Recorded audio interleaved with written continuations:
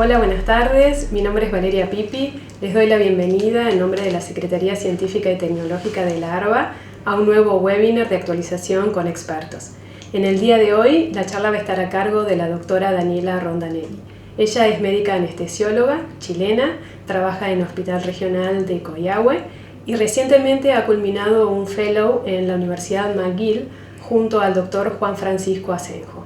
El doctor Asenjo es muy reconocido en el ambiente de la anestesia regional por su gran trayectoria. El tema del webinar de hoy es técnicas regionales para el tratamiento del dolor post cirugía de cadera. Espero que les guste mucho esta charla.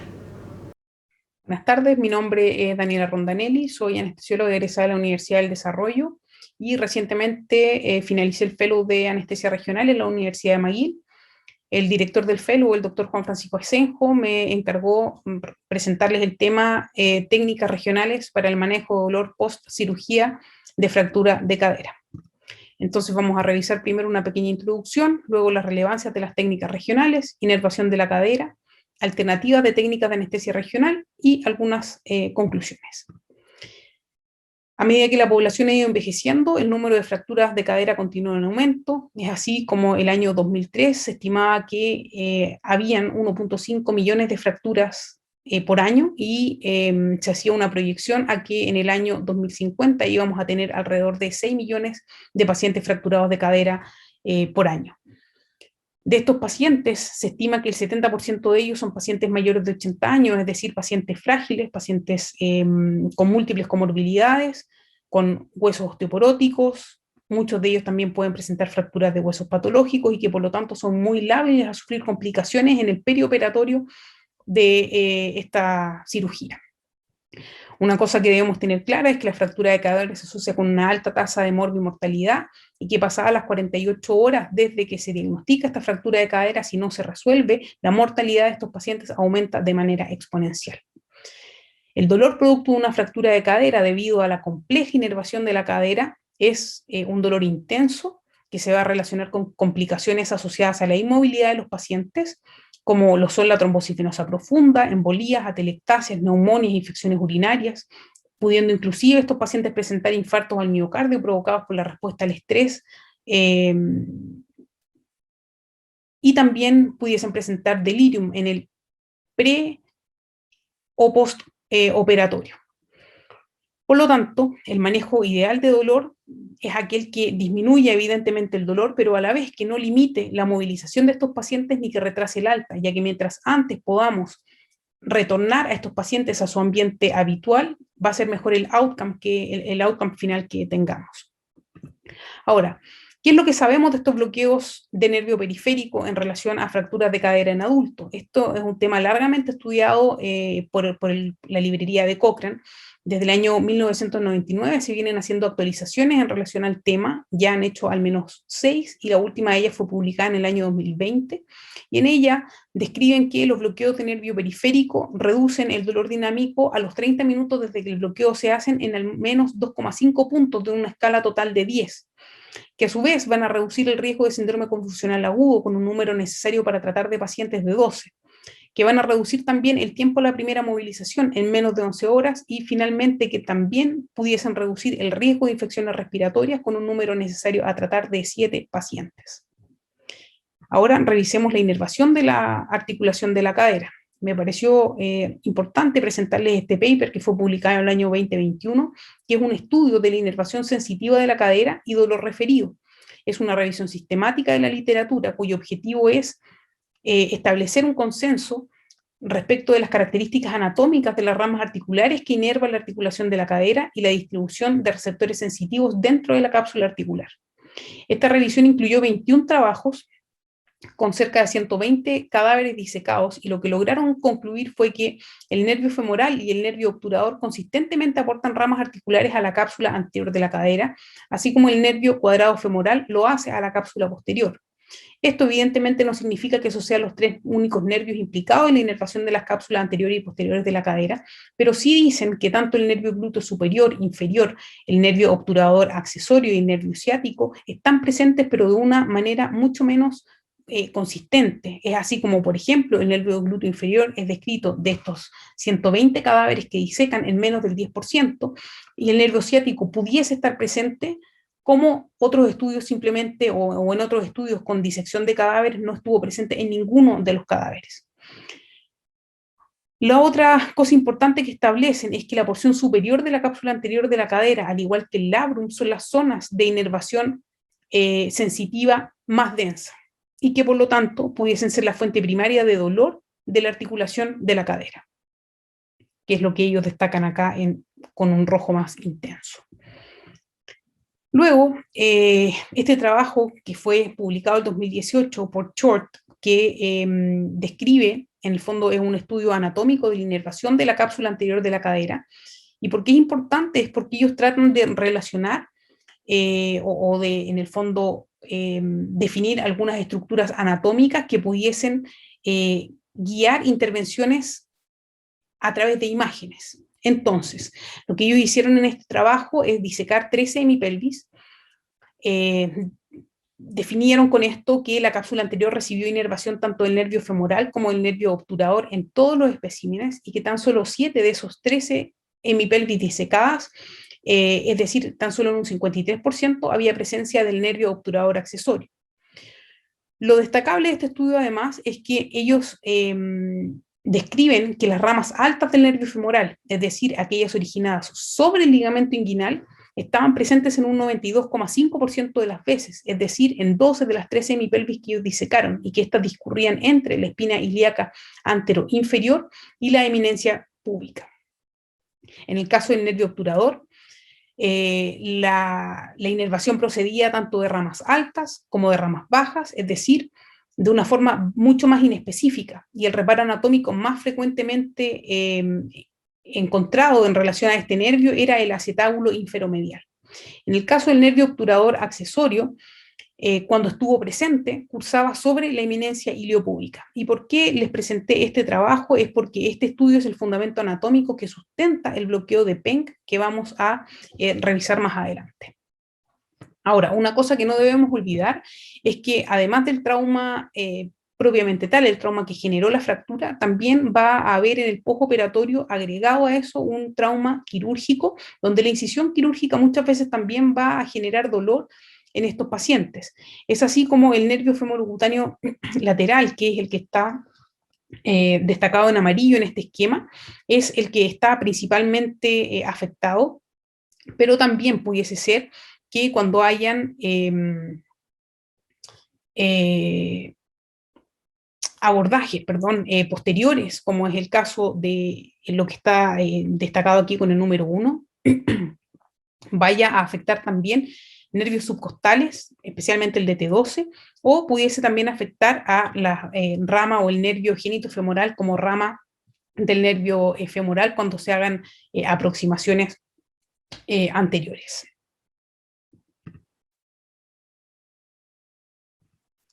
Entonces, en la práctica, ¿con qué nos vamos a encontrar?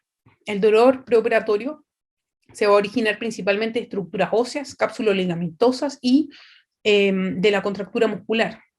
Aquí, si es posible, es también importante poder brindarles un cierto confort a estos pacientes que van a necesariamente tener que ser movilizados en la cama o en el catre clínico, ya sea para poder mudarlos, alimentarlos, o simplemente cambios de posición para evitar otras úlceras por presión.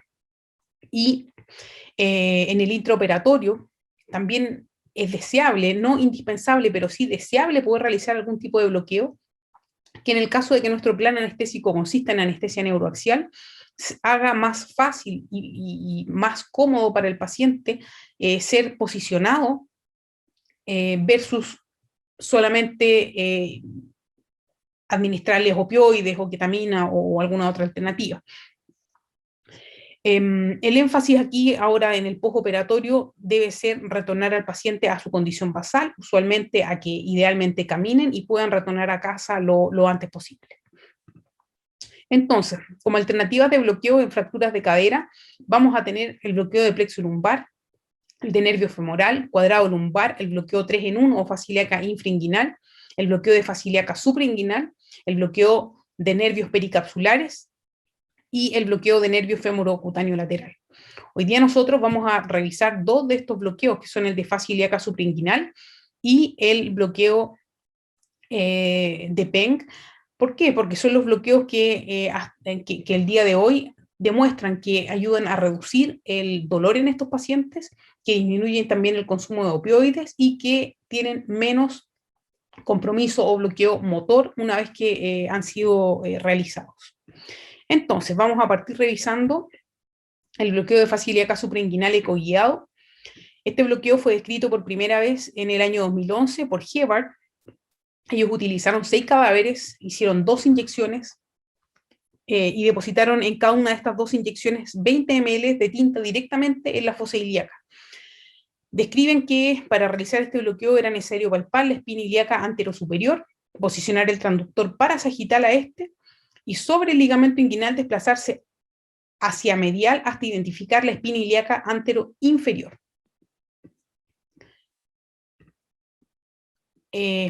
Dicen que además es posible en esta zona identificar la arteria circunfleja profunda, que está superficial a la fascia ilíaca, ojo, superficial a la fascia ilíaca, y 2 centímetros por sobre el ligamento inguinal, y que es ahí donde se debe llegar con la aguja. La punción en este caso ellos la realizaban bajo el ligamento inguinal y se dirigían hacia la fosa ilíaca por debajo de la fascia inguinal hasta posicionar la aguja por sobre el ligamento inguinal. Aquí la ventaja de este abordaje es que además de bloquear el nervio femorocutáneo lateral, también bloqueaban las ramas altas del nervio femoral. Determinaron que el nervio femoral fue teñido en el 100% de las veces, el femorocutáneo lateral en 5 de 6 cadáveres, porque en el cadáver en que no se tiñó por una variación anatómica no estaba presente, y que el nervio ilioinguinal también discurría por esta fosa, por la fosa ilíaca en 8 de 12 cadáveres, y en 8 de estos 12 cadáveres en los que estaba presente, lograron que se teñiera en 7 oportunidades. Una limitación, si uno quisiera ver de este trabajo, es que ellos no hacen ninguna alusión a el nervio obturador, por lo tanto no lo estudiaron, no sabemos si con esos 20 ml ellos lograban o no teñir este nervio. Luego, en el año 2017 se publica este nuevo estudio en el que hablan de un bloqueo de fascia ilíaca suprainguinal longitudinal que reduce en el fondo el consumo de morfina luego de una artroplastía total de cadera. En este estudio, que era randomizado, prospectivo, doble ciego, reclutaron 88 pacientes que fueron randomizados a un bloqueo de fascia ilíaca suprainguinal con 0,5 ml de ropivacaína, con ropivacaína al 0,5%, 40 ml, o a un grupo control en el que no se hizo el bloqueo.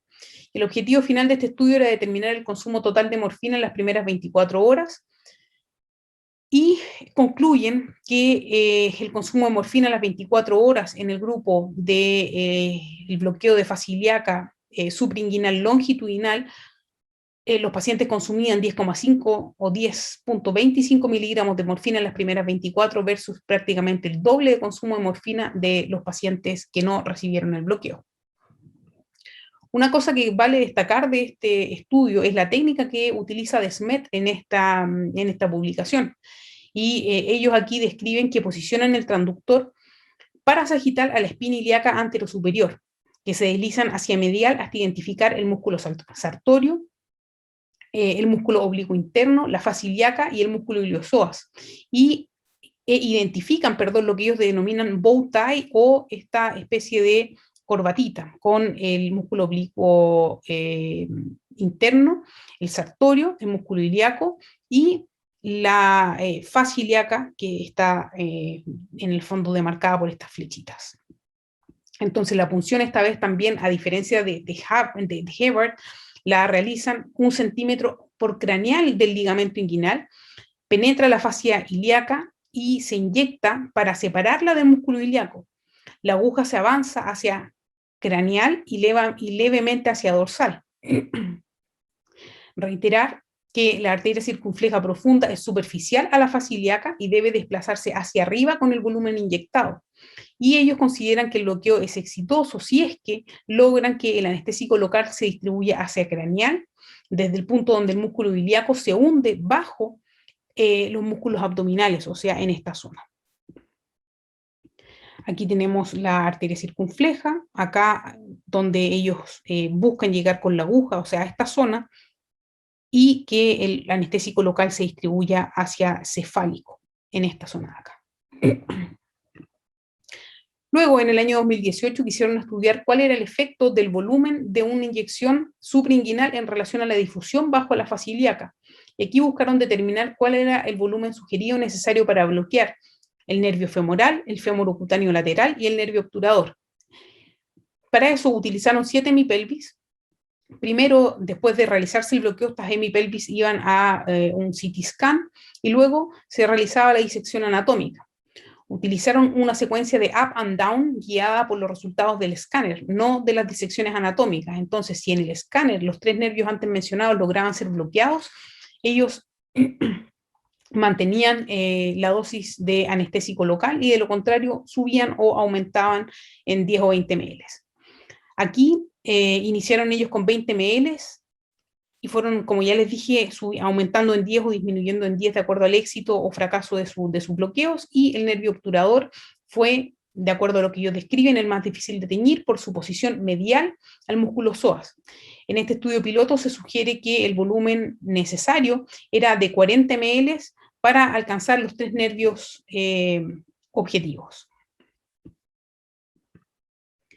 Luego, en el año 2019, está este otro estudio en que la inyección suprainguinal en el compartimento de fascia ilíaca resulta en un bloqueo más consistente hacia el plexo lumbar que una inyección infrainguinal. Este es un estudio con voluntarios. Aquí reclutaron 10 voluntarios que fueron randomizados a recibir en la derecha o izquierda un bloqueo supra o infrainguinal con 40 ml de LIDO al 0,5. En este estudio ellos evalúan un bloqueo sensitivo, un bloqueo motor, así como la distribución del anestésico local con resonancia nuclear magnética. Y lo que definen o determinan es que el bloqueo suprainguinal produce un bloqueo sensitivo más completo en la región anterior, lateral y medial del muslo comparado con el bloqueo infrainguinal. Dicen también que el bloqueo suprainguinal con 40 ml de anestésico local tiene un spread o distribución más confiable hacia la zona anatómica donde discurren estos 3 nervios, y que además esta difusión sería más consistente hacia craneal, bajo la fascia ilíaca y alrededor del psoas. Una cosa importante que ellos dicen es que o que describen en el fondo en su discusión, es que el nervio obturador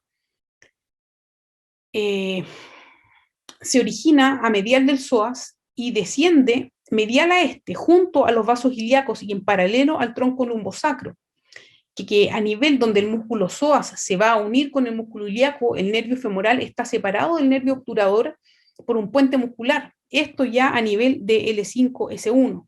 Entonces dicen que a nivel del cuerpo de S1 el nervio obturador penetra la fascia y ya no forma parte de este compartimento de fascia ilíaca. Y aquí ellos a nivel del L5-S1 lo que logran mostrar es que cuando la inyección se realiza como una inyección suprainguinal, lo que ellos destacan acá con líneas amarillas, que es el anestésico local alcanza los vasos ilíacos, que es teóricamente por donde discurre o cercano a ellos discurre el nervio obturador.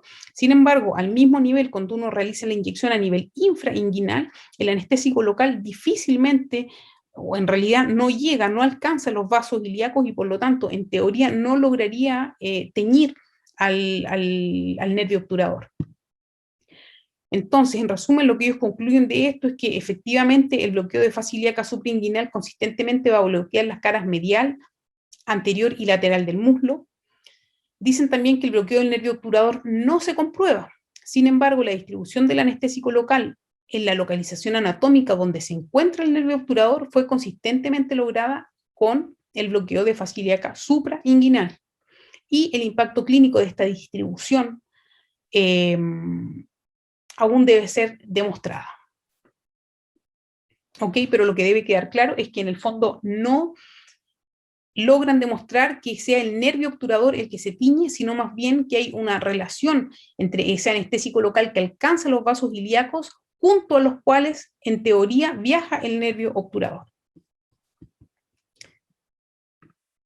Después, en el año 2021, se publica este nuevo estudio, cuyo objetivo era determinar el volumen efectivo mínimo para teñir, en el fondo, en el 90% de los casos, al nervio femoral, el fémur cutáneo lateral y el nervio obturador.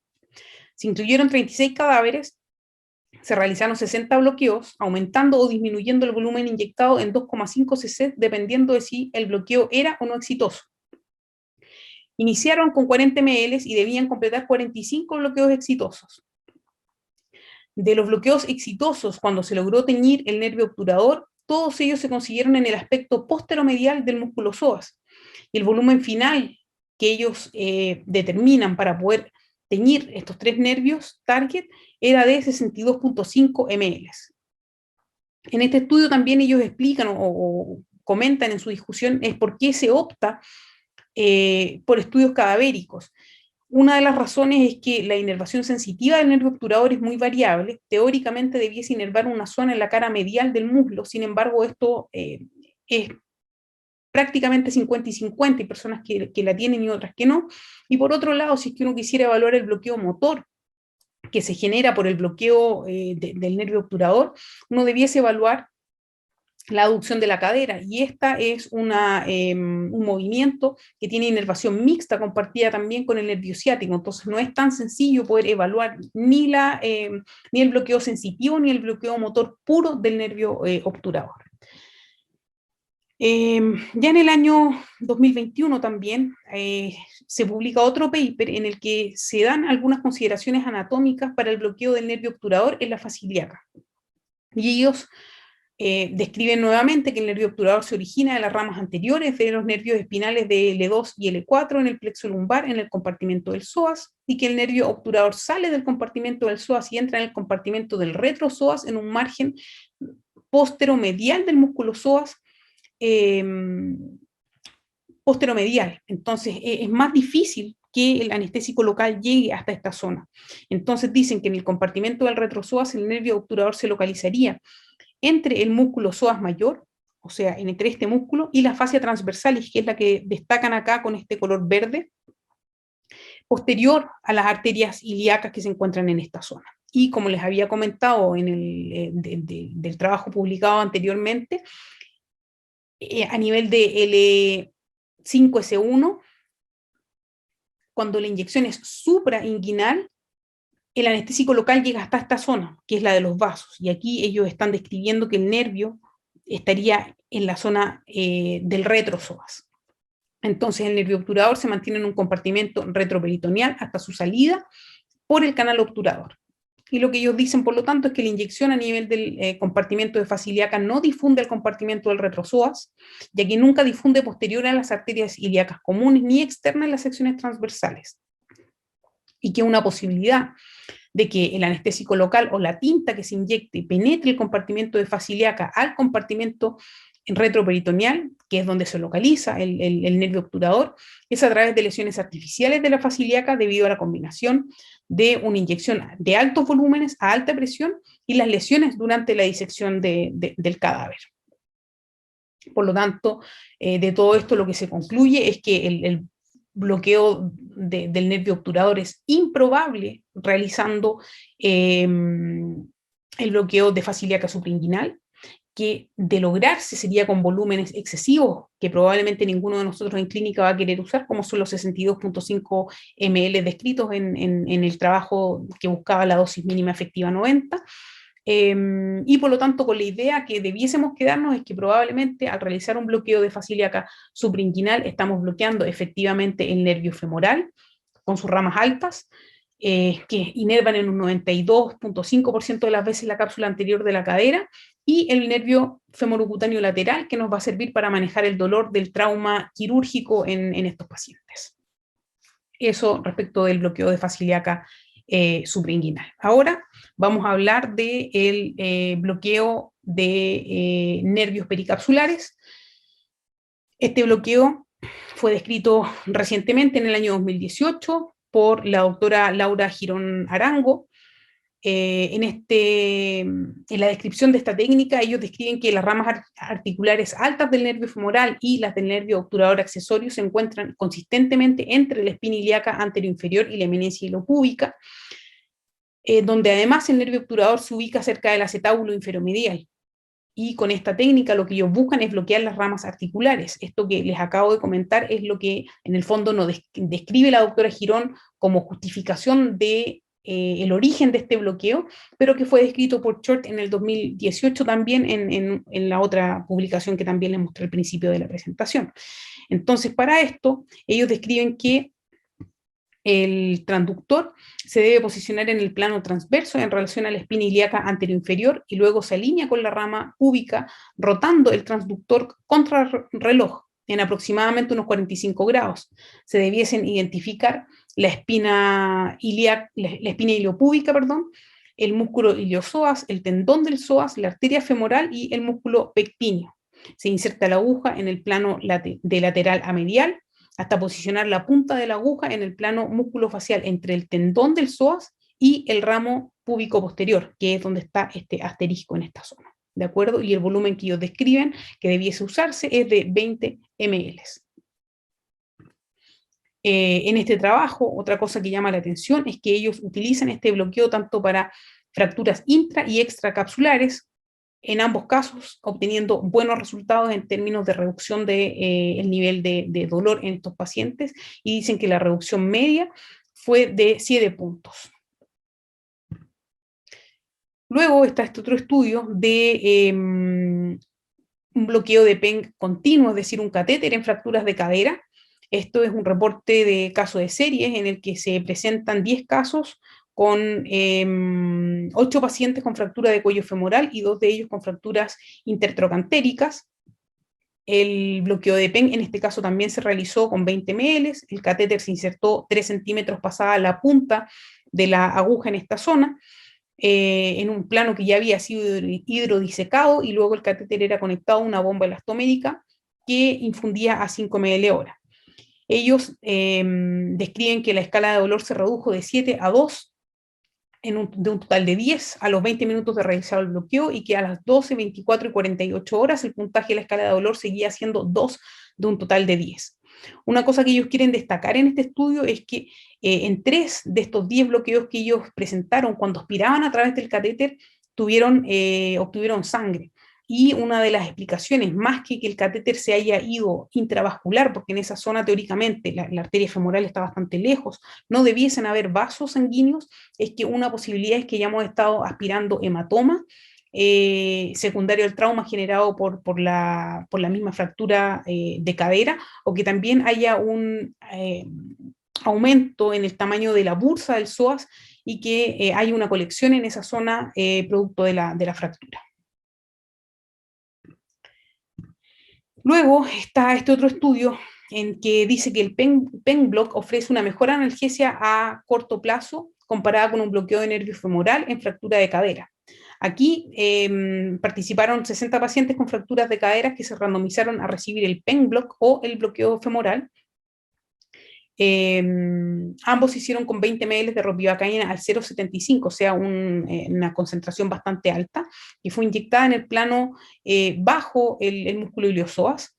Y el outcome primario en este estudio era determinar el puntaje en la escala de dolor a las 4 horas en el postoperatorio. Y, como outcome secundario, el outcome primario era el puntaje en la escala de dolor a las 4 horas, pero no lograron determinar que hubiese una estadística significativa en las diferencias entre un bloqueo femoral y un bloqueo de PEN. Pacientes que no tenían dolor fueron un 30 versus un 60% con estos dos bloqueos. Sin embargo, eso no logra dar una estadística significativa, una diferencia estadística significativa. Donde sí lograron una estadística significativa fue en uno de los outcomes secundarios que estudiaron, que era la fuerza muscular del cuádriceps en el postoperatorio. Aquí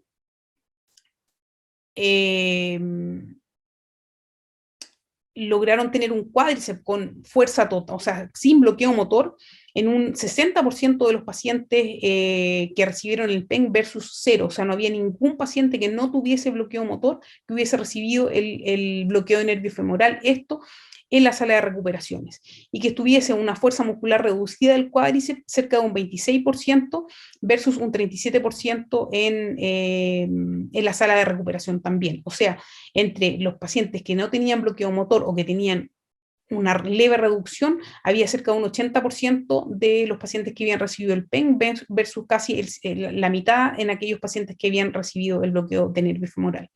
Y lo otro que concluyen es que la fuerza muscular del cuádriceps con el bloqueo de PEN está en un 90% intacta versus con el bloqueo de nervio femoral que estaba en el fondo comprometida en el 50% en el primer día en el postoperatorio.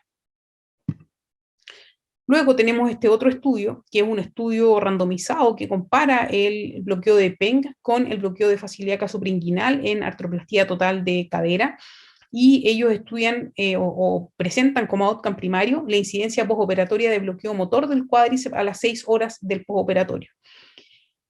La hipótesis de ellos era que comparado con el bloqueo de facilidad casopriinguinal, el PENG iba a reducir o podría reducir la incidencia de bloqueo motor de un 70 a un 20%.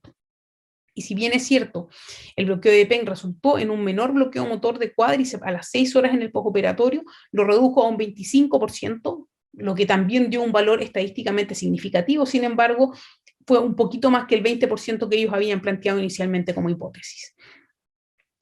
La conclusión es que en prótesis total de cadera primaria, el bloqueo de PEN preserva mejor la función motora comparado con el bloqueo de facilidad casopriinguinal, y los autores destacan que el bloqueo de PEN no evita, y esto es muy importante, no pensemos que el bloqueo de PEN evita 100% el bloqueo del cuádriceps, porque también hay un porcentaje de pacientes que lo van a presentar.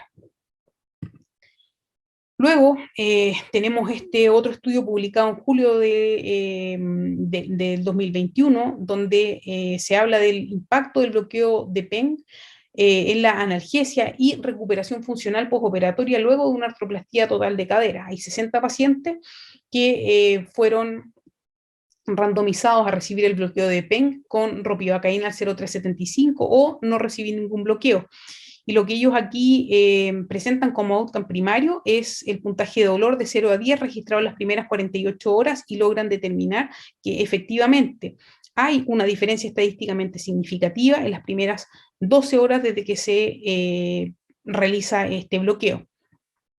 Y dicen ellos, es el primer RCT en el que se usa el bloqueo de PEN para analgesia de artroplastía total de cadera, y los resultados sugieren que ofrece efectivamente una analgesia óptima en el postoperatorio y que permite una movilización precoz de los pacientes, y que reduciría además el consumo de opioides con también una diferencia estadísticamente significativa versus aquellos pacientes que no recibieron el bloqueo de PEN. Este trabajo publicado en octubre del 2021 es me pareció interesante mostrárselos porque es también respecto del bloqueo de PEN, pero lo que hacen ellos aquí es reclutar 71 pacientes que van a artroplastía total de cadera con anestesia general, y los randomizan en un grupo que recibe infiltración intraarticular por el cirujano, con bloqueo de PEN, con ropivacaína al 0,5-20 ml, y los otros que no reciben el bloqueo de PEN, o sea, que lo reciben, pero es un bloqueo con suero fisiológico. Y el outcome primario que ellos buscan aquí es la escala de dolor más alta reportada en la sala de recuperación.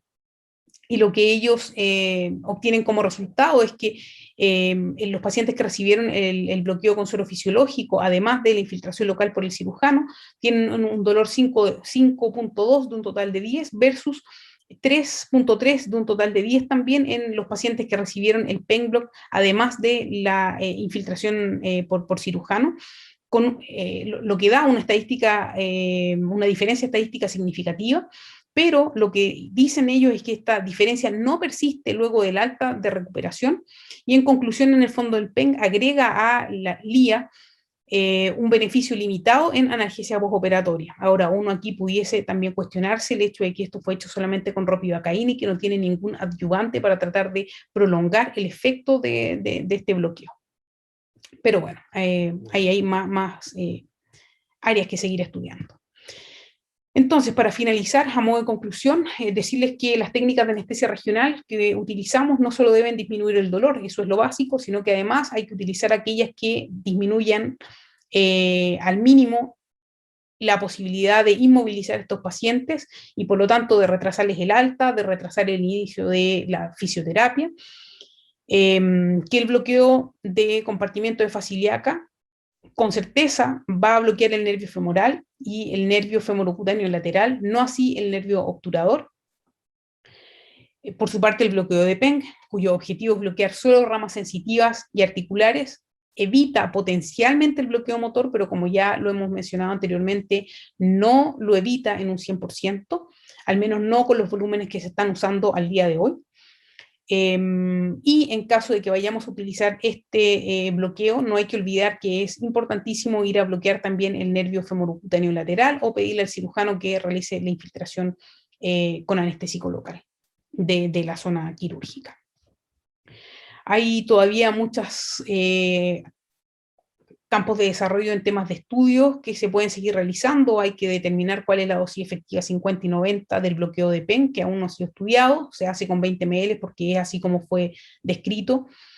Si es que va a existir una diferencia al usar bloqueos PEN en fracturas intra o extracapsulares. Hasta ahora los estudios en relación al bloqueo de PEN son estudios que tienen cohortes bastante pequeñas, entonces es difícil ver si en un volumen mayor va a existir o no algún tipo de diferencias. Y también faltan estudios cadavéricos que confirmen si es que se alcanzan o no las ramas articulares del nervio obturador con este bloqueo. Eso, muchas gracias y cualquier duda voy a intentar responder lo mejor posible. Muchísimas gracias. Bueno, la verdad que es súper interesante el webinar de hoy con esta actualización que ha hecho la doctora Rondanelli. Le agradecemos mucho su tiempo, su predisposición para preparar esta clase, lo mismo que al doctor Asenjo, quien nos puso en contacto con ella. Muchas gracias a todos por haberse conectado al webinar. Recuerden que si tienen alguna duda pueden escribirnos a colaboradorescientifica@arba.org y los esperamos para un nuevo webinar el próximo lunes. Buenas noches a todos.